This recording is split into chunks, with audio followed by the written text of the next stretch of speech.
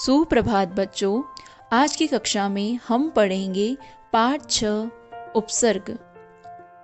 उपसर्ग वे शब्दांश होते हैं जो शब्दों से पहले लगकर उसके अर्थ में विशेषता या परिवर्तन ला देते हैं, अर्थात उनका अर्थ बदल देते हैं।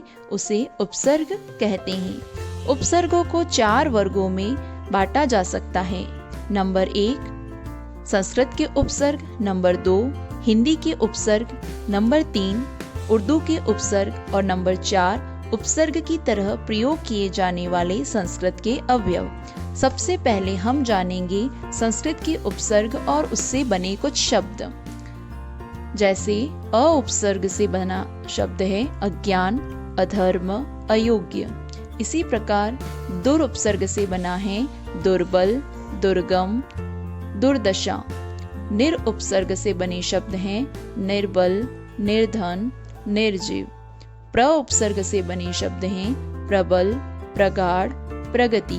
इसी प्रकार संस्कृत के अन्य कई उपसर्ग शब्द होते हैं जिनसे नए शब्द हम बना सकते हैं। अब हम बात करेंगे हिंदी के उपसर्ग की। हिंदी में भी कई प्रकार के उपसर्गों का प्रयोग किया जाता है, लेकिन हम कुछ प्रमुख उपसर्गों के बारे में जानेंगे। अध उपसर्ग का प्रयोग करके अधपका, अधमरा, अधजला आदि शब्द बनाए जा सकते हैं। इसी प्रकार कु उपसर्ग का प्रयोग करके कुपुत्र, कुमार्ग, कुरूप शब्द का प्रयोग कर सकते हैं। नि उपसर्ग का प्रयोग करके निकम्मा, निडर, निठल्ला आदि शब्द बनाए जा सकते हैं। इसी प्रकार भर उपसर्ग का प्रयोग करके भरपूर, भरमार, भरपेट आदि शब्द बना सकते हैं। अब हम जानेंगे उर्दू फारसी के प्रमुख उपसर्ग।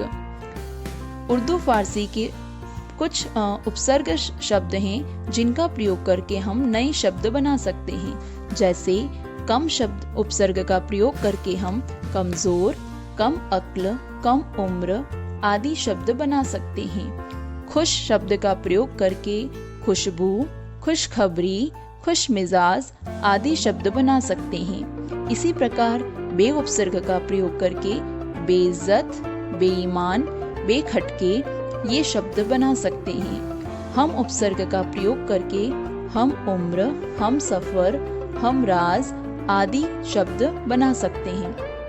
अब हम जानेंगे उपसर्ग की तरह प्रयोग किए जाने वाले संस्कृत के प्रमुख अवयव। अलम। अलम उपसर्ग का प्रयोग करके अलंकार।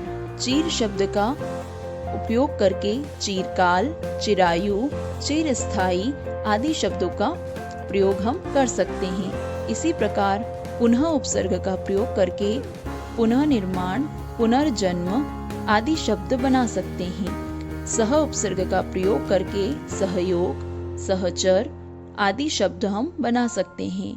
इसी प्रकार अंतः शब्द का प्रयोग करके अंतर्यामी, अंतःकरण, अंतरात्मा आदि नए शब्दों को हम बना सकते हैं। आज की कक्षा में उपस्थित होने के लिए धन्यवाद।